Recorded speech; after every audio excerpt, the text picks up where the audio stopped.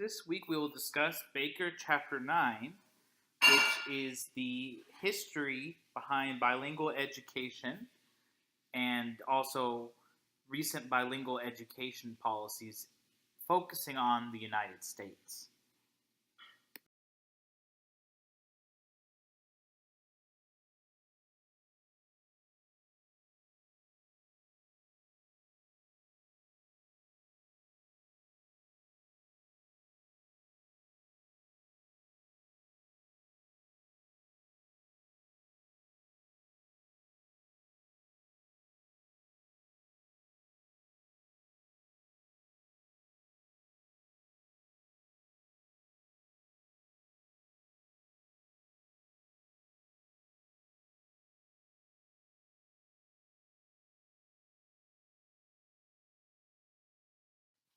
Bilingual education, just like education in general, has been shaped by various actors at different levels, including at the federal government level, the statewide level, and the local level.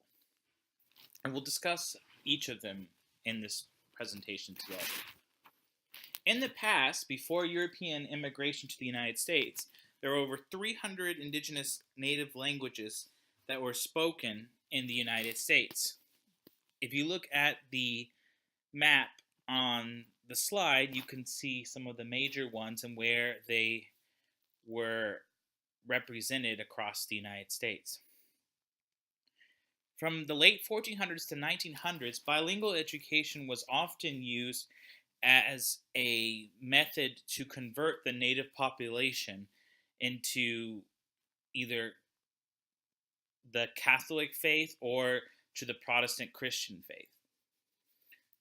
And so many times missionaries or priests would use bilingual education in the indigenous people's native language to help build bonds with those communities. And so at least part of their instruction was in the native population's native language. In the 1800s to early 1900s, bilingual education expanded greatly in the United States, primarily due to immigration from European countries.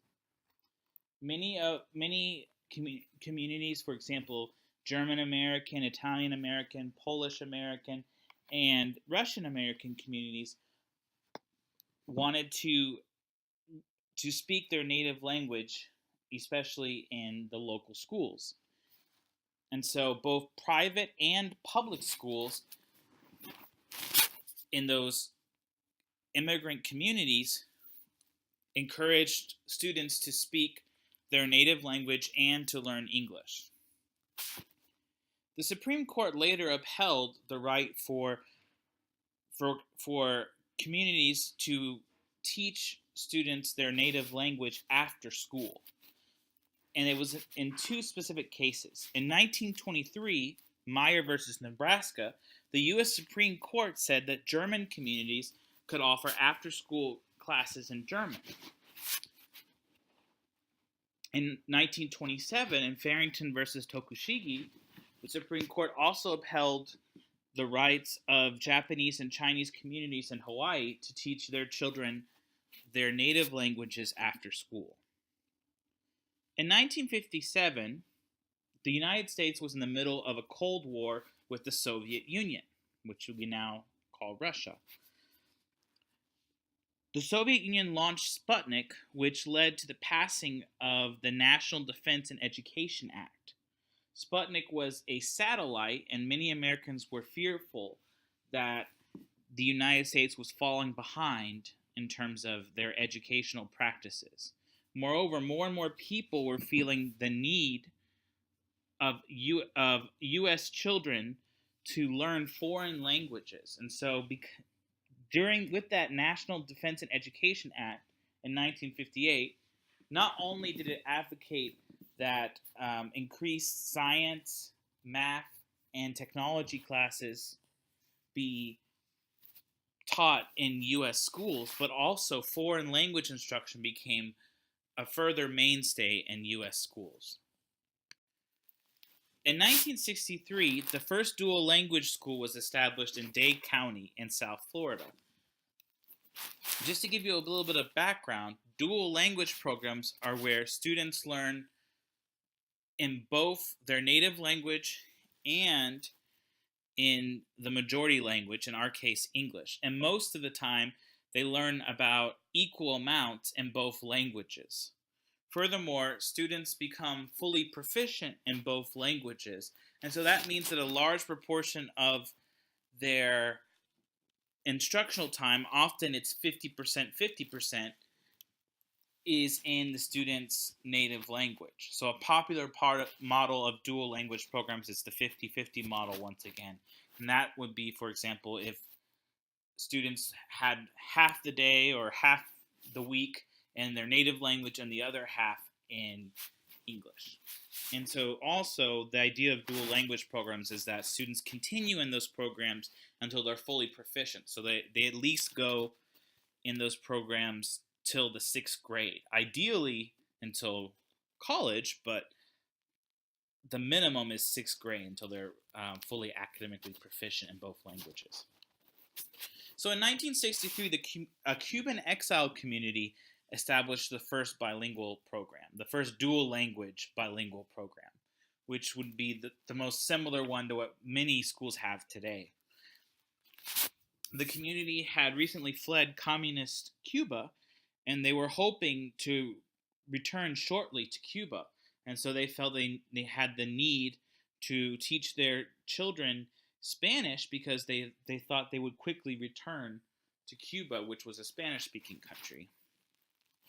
And fortunately for that community, many Americans were supportive of their choice to have bilingual education because many of them sympathized with those refugees who had fled communist Cuba, which at that time was our enemy during the Cold War. Even though that was formerly the first dual language program, there were other bilingual programs that existed. So there were programs that had already been in place for Mexican Americans in Texas, New Mexico, Colorado, Arizona, and California. So even though bilingual education, as I've said before, had been in the United States for hundreds of years, it was now starting to become primarily Spanish-English bilingual education programs. In 1965, the Bilingual Education Act was introduced by a Texas senator, Ralph Yarbrough. And this allowed ELL students who were failing in schools to receive additional support. It became codified into law in 1968 as Title VII of the Elementary and Secondary Education Act. And so the Bilingual Education Act became part of that law. And specifically, it gave funds for bilingual and ESL programs for English language learners. It also advocated against English-only policies. Another pivotal case occurred in 1974 in Law versus Nichols. The Supreme Court ruled in favor of a Chinese American community in their pursuit of equal educational opportunities in San Francisco. The Chinese American community had children that many of whom were English language learners, and they argued that their students were not being adequately served by the San Francisco School District based on the type of language programs they had in that school. In that school, they had submersion ESL programs where students were just placed in all English classes without any additional English supports or any supports in their native language. The Supreme Court ruled in favor of the Chinese American community, and in doing so, the Supreme Court supported bilingual education. The Supreme Court also said in law that English submersion programs should be banned, and that educational opportunity also included the right of students to understand the instruction. And that implied that students also had to adequately understand the instruction in whatever language it was being presented. And that students had a right to receive quality instruction that they could understand, whether it was either in their native language or in their second language, English. It would have to be effective instruction that was comprehensible for those students. In 1974, there was an amendment to the Bilingual Education Act. Schools that were receiving federal funds had to also include as one of their options teaching students in their home language.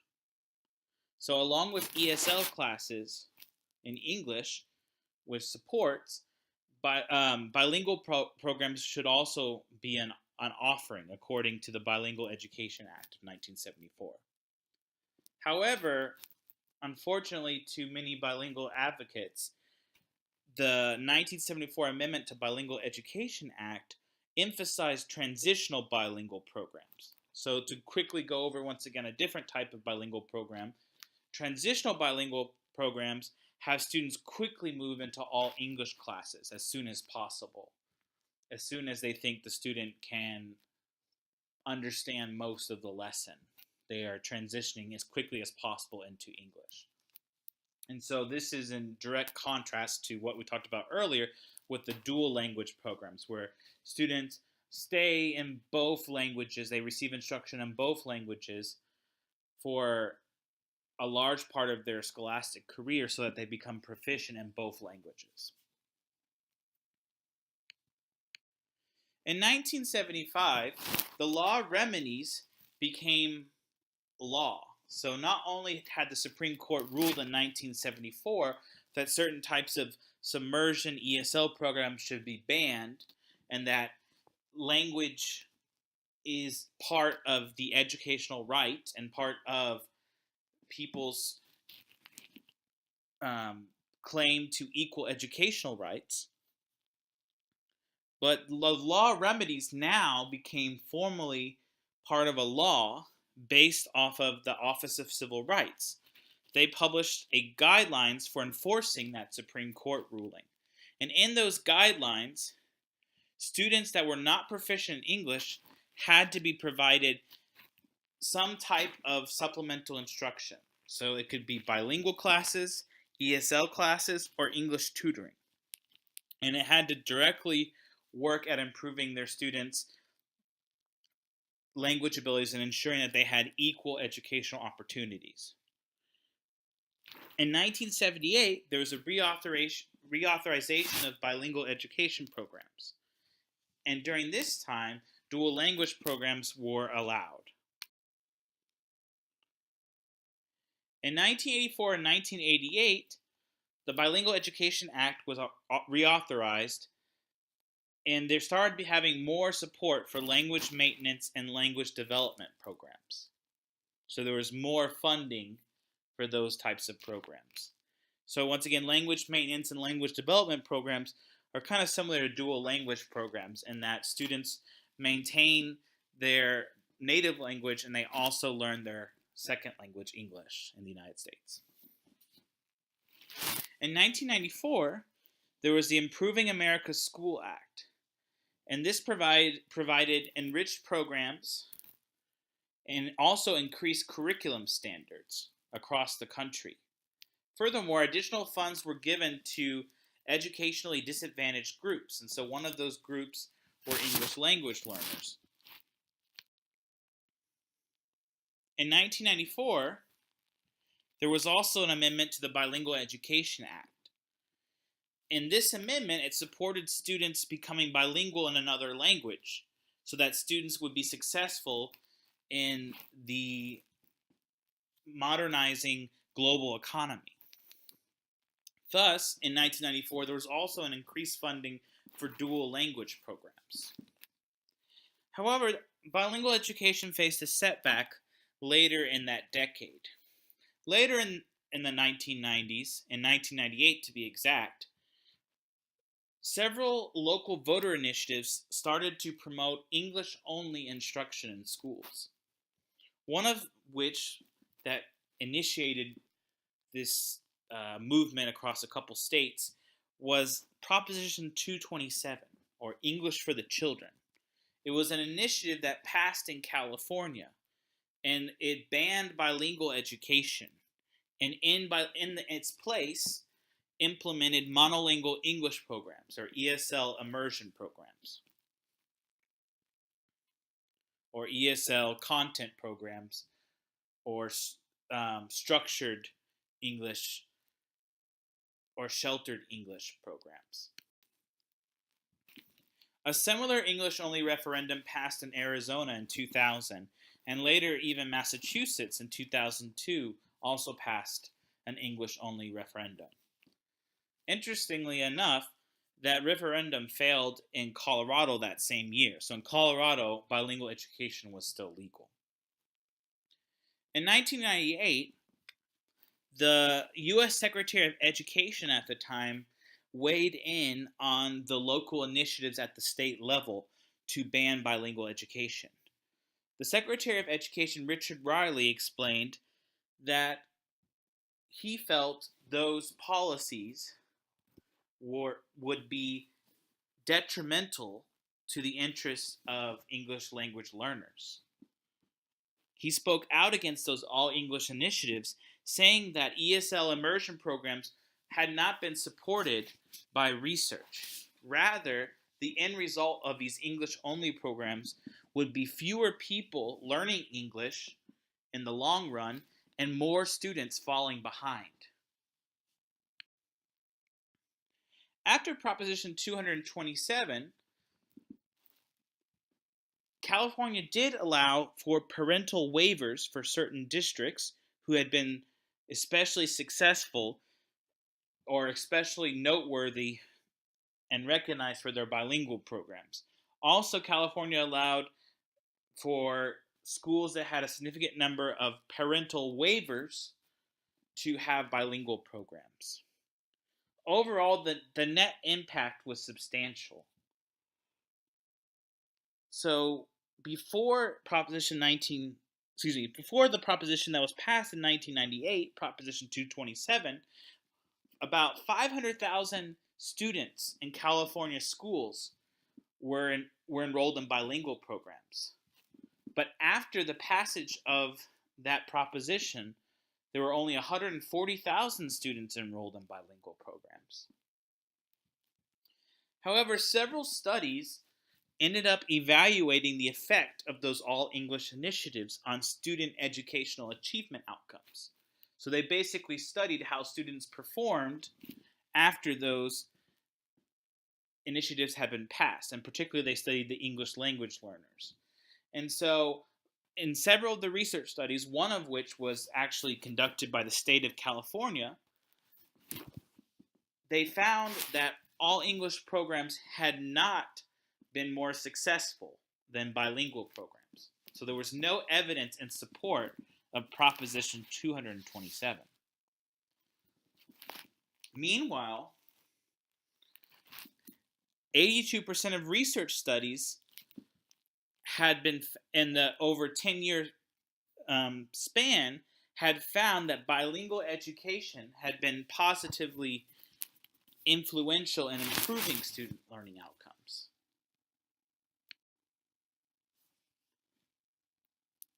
In 2001, George W. Bush put one of his educational initiatives in place. It was called the No Child Left Behind Act.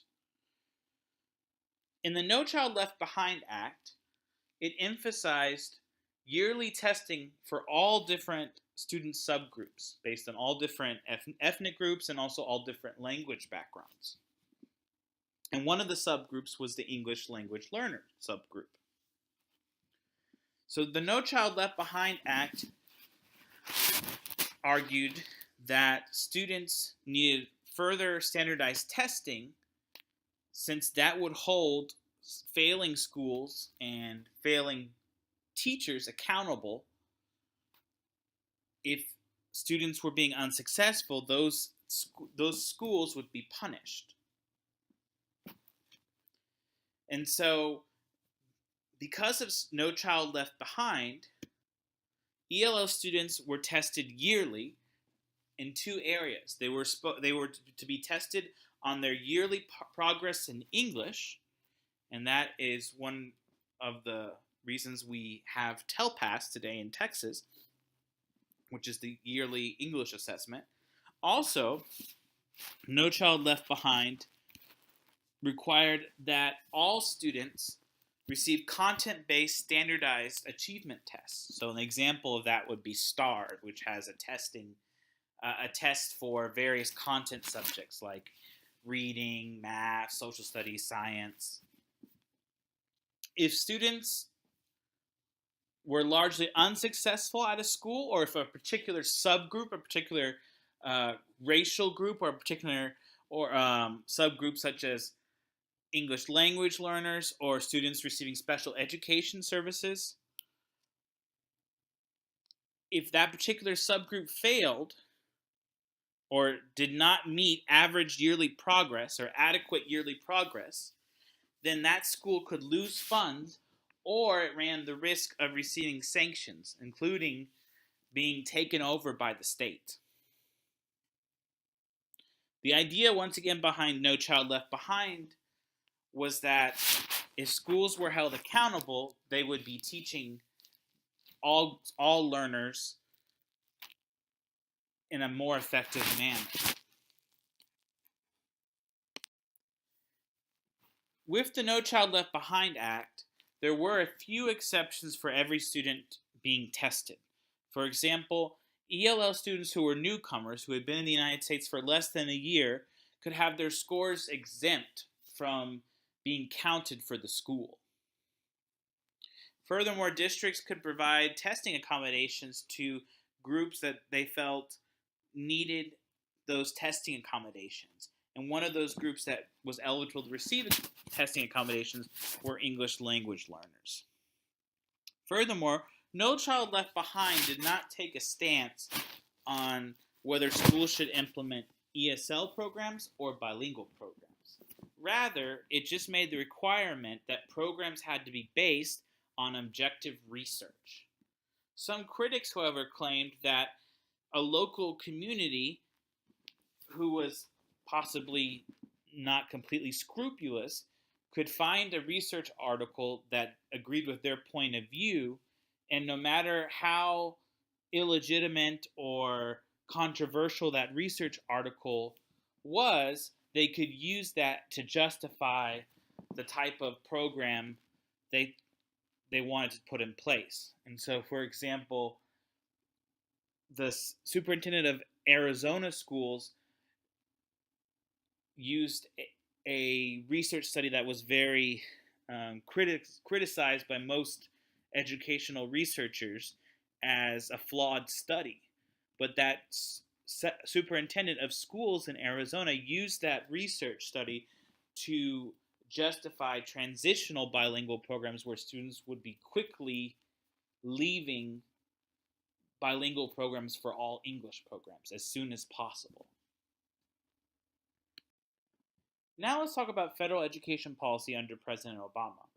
President Obama kept many of the same policies as President George W. Bush had implemented with No Child Left Behind. Particularly, all students would receive yearly testing, and schools would be held accountable for how each subgroup did on that standardized testing. Students had to ensure that each subgroup made adequate yearly progress, or schools could be penalized.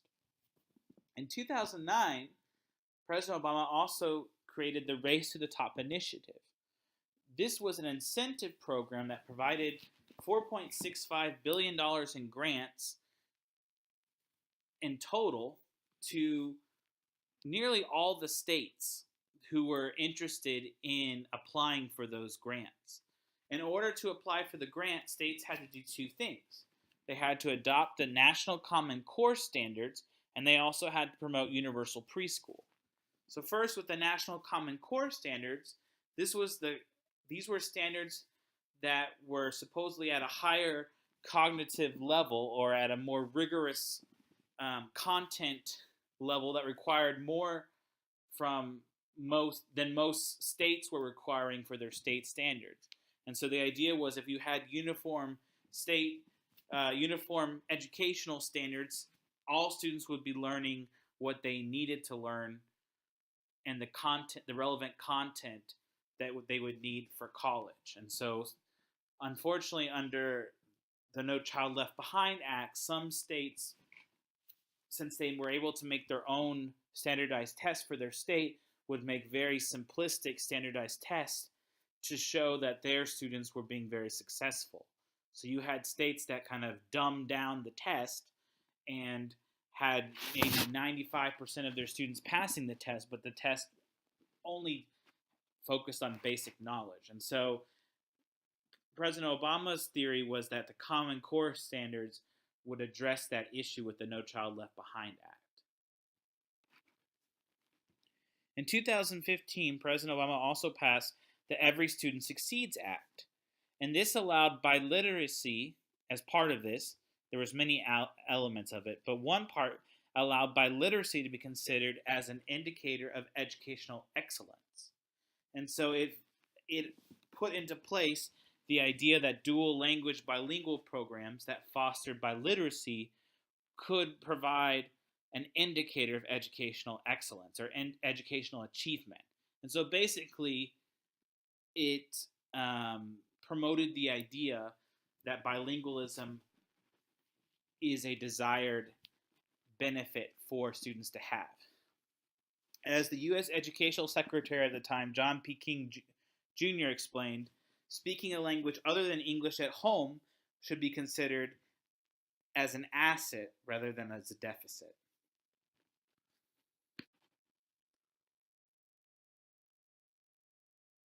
Furthermore, in 2016, the Obama administration came out in support for dual language bilingual programs. The Obama administration pledged millions of dollars for pilot dual language learning programs in California, and they created a dual language learning toolkit for parents of ELL students, and it could be used at home, but it also was distributed to all Head Start programs, which was a federal program to provide students from disadvantaged backgrounds with early childhood educational opportunities. So preschool opportunities and even earlier preschool opportunities, like ages 2 and up. Before we talk about the achievement gap issue, I would like to note that there have not been any large-scale drastic changes in bilingual education policy under our current administration of President Trump. If there are some large-scale changes, I will add those to this presentation in the future. One thing to note is that for the most part, both the No Child Left Behind Act, which was passed under George W. Bush's term in office, as well as the Every Student Succeeds Act that was passed under President Obama, still remain intact. Another thing to note as well is that President Trump did appoint Secretary of Education Betsy DeVos. And so she is a firm advocate for charter schools, and so it will be interesting to see how that relates to bilingual education policy. Now let's talk more about the achievement gap. In 2002, Dr. Kindler studied ELL students' performance across 41 states. Kindler found among the students that were studied that only 18.7% met standard in English reading. Furthermore, Thomas and Collier in 2002 found that students in weak bilingual programs often finish significantly below average reading achievement. And Thomas and Collier defined weak bilingual programs as programs such as ESL withdrawal programs where parents pulled out their students before they finished the bilingual program, content ESL programs, and as well as transitional bilingual programs. All of these programs focused on having students exit bilingual education as soon as possible. even before students became fully proficient in their native language. As long as the theory behind those programs was that as long as the student could mostly understand the content in English, they would be pulled out of the bilingual programs and focus on all English in the classroom. Interestingly, Thomas and Collier also found that strong bilingual programs, in contrast, had students score at or above average. And so Collier and Thomas and Collier concluded that strong bilingual programs, such as dual language programs, where students became fully proficient in their native language and fully proficient in English, were considered very effective, and that students once again scored at or above average to non-English language learners. Furthermore, participation in those strong bilingual programs was so beneficial that that was a stronger factor of student success than the factor of socioeconomic background of the students. As we've discussed earlier in week 1, Texas also suffers from an educational achievement gap between English language learners and their native English speaking counterparts. So, English language learners on average perform 20 percentage points below students who are native English speakers. And so the achievement gap is certainly present in Texas education as well. Now our question must be, why do we have the achievement gap? Baker gives several reasons for the achievement gap. First, one reason could be that students who are English language learners are participating in ineffective ESL programs. So they're receiving ineffective ESL instruction. And Baker explains that the ineffective ESL instruction, just like how Thomas and Collier explained in 2002, is that the ineffective instruction would be when students quickly transition to English before they become fully proficient in their native language. And so those early exit programs or those early transition programs or even all English immersion programs are viewed by Baker and Thomas and Collier as ineffective. And so Baker attributes students' participation in those types of programs as a cause of the achievement gap. For example, Baker explains that not only do they quickly transition students to all English, which causes confusion for the students and also kind of hints that their native language and their native culture is less valuable than the American English speaking culture, but also it fails to provide students with their fundamental literacy skills in their native language. Interestingly, Krashen found in 1999 that the most effective bilingual programs that were well designed actually produced students that were better and more proficient in English. And so Krashen's argument was, and backed up by his research, that because students learned the content first in their first language, when they started to hear the content again in English, they were more likely to understand and comprehend what was being said. And so they didn't have to process both language and content at the same time. They had the ability, they had that content background in their first language and those skills that could transfer from their first language. So they had less processing to actually do, and they felt less overwhelmed when they had already heard and mastered the content in their native language. A second reason could be a mismatch between home and school. So there's been many different research studies that have shown the benefits of parental involvement in their children's education. However, you must realize that ELL students, many of their parents might not speak English fluently. They might also be recent immigrants to the United States.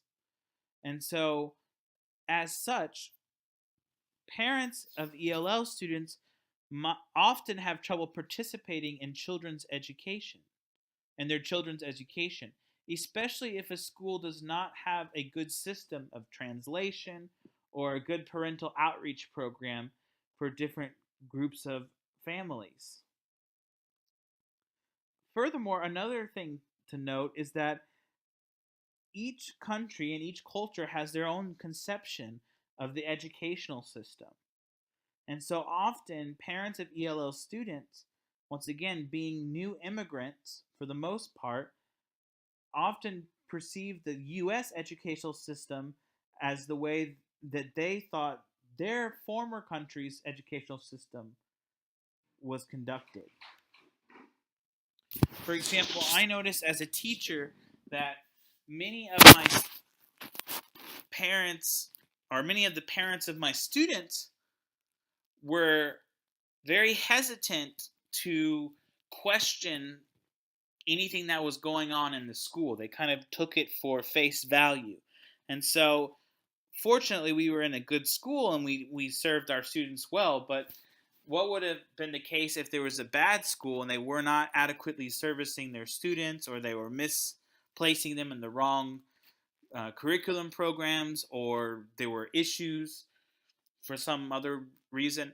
Parents would be less inclined to speak out because they felt less entitled to have a voice, because in their home countries the educational system was often run by highly educated individuals, and local communities did not have much of control. Most of the control, especially in Latin American countries, was centered in the federal government level and at the national level. And so if they were coming from a small rural community in Mexico or El Salvador or Honduras or Guatemala, they were used to mostly getting mandates from the capital city and from people who had higher educations often than the parents and the communities that were in the local schools. A third reason could also be socioeconomic factors. And so this is across the board, but they've done studies that many times new immigrants, because not all the time, but often come for economic opportunities. And many times they come for economic opportunities because they have been deprived of those economic opportunities in their home countries. And so when they come to the United States, not all groups, but many groups come with very little savings, and often maybe their educational attainment does not directly translate, and there's issues learning the language. And so many communities, especially recent immigrant communities or refugee communities, struggle with poverty. And they've done studies across the board in the United States, and they have shown that poverty can have a significant impact on students' educational achievement. A couple of reasons that we talked about maybe in class is that material poverty limits the amount of nutrition that students receive, so they have less energy to stay attentive. Also, it could be interrupting of the school system, because students might have to move mid-year because of unstable housing or a lack of affordable housing, or maybe their parents will be less, unfortunately, engaged in the school because the parents have to take on an extra job to make ends meet, or they do not work the 9 to 5 business schedule that middle class communities often work. Furthermore, and there's been other studies that have also shown that home literacy unfortunately suffers based on socioeconomics. So they've done studies, and actually the number of books in a household can predict educational achievement.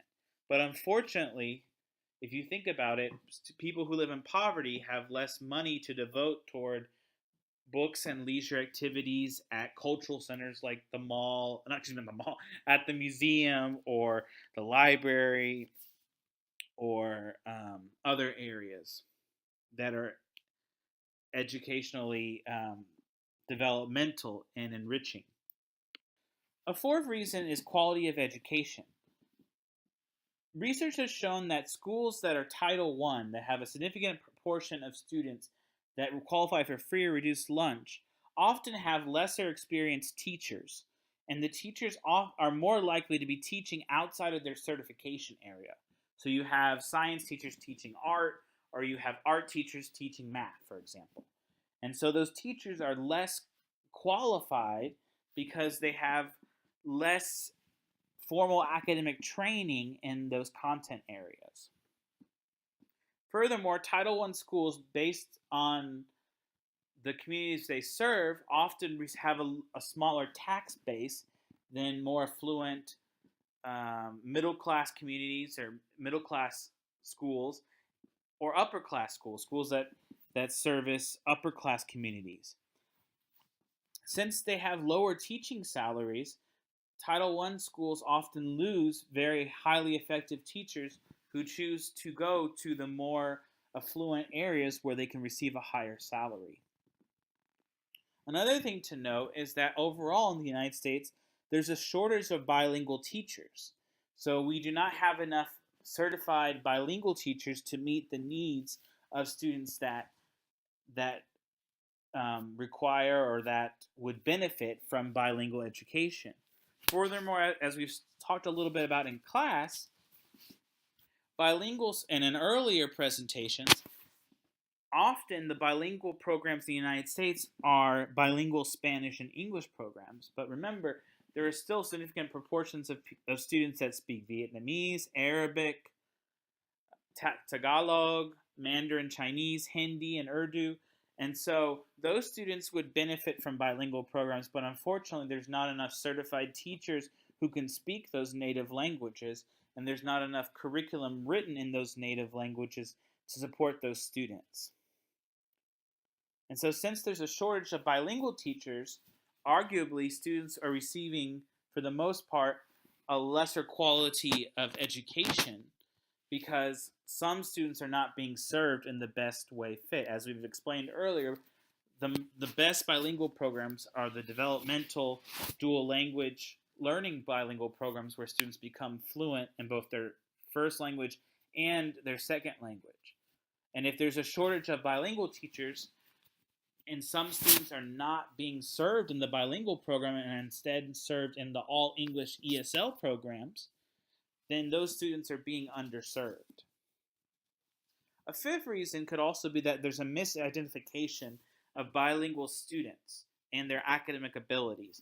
So some states over-identify bilingual students as qualifying for special education, so they place bilingual students in special education classes when it really is a language issue, not an academic or a cognitive difference. And so if a student is misplaced in special education, that can affect their perception of the educational system. Furthermore, this happens often more likely in many states. There's an under-identification of bilingual students. And so bilingual students, because of the past over-identification, now many school districts in many states do not choose to identify bilingual students as special education until much later in their academic career.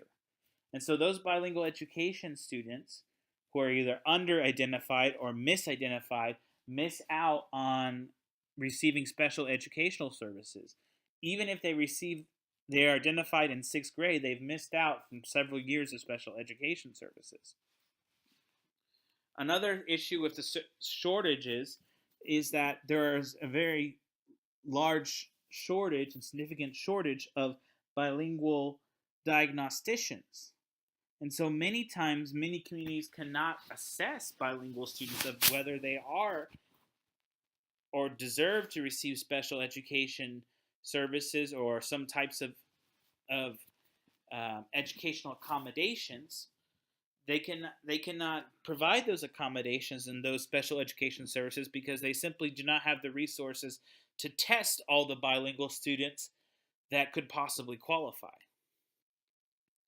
So I hope now that you have a better conception of the history of bilingual education in the United States.